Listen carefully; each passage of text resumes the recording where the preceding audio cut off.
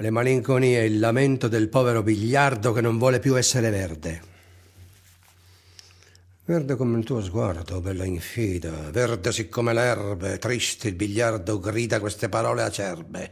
Son stufo d'esser verde, non ne posso più d'aver sempre questo verde addosso. Vorrei essere rosso, rosso a modo dei gamberi, o se proprio non si potesse rosso, penso che starei bene anche color dell'eliotroppio, o screziato come le verbene.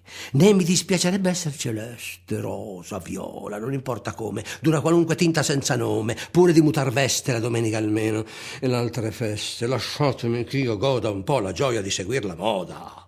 E poi se mi accada un giorno o l'altro che io me ne esca in strada, la gente c'è pericolo che si burli di me, così vestito di questo verde trito, ho il senso, che so io, d'esser ridicolo.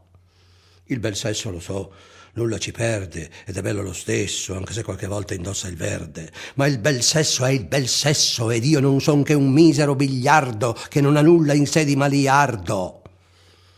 Poi le signore mutan veste spesso, passano al loro capriccio da colore a colore, danno il solo impiccio alle povere signore di scegliersi i più belli e di più gai.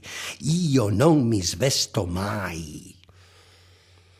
I boschi, i prati, i clivi, le convalli, lo so da uno studente di scienze naturali e competente di cui ero il più fide confidente.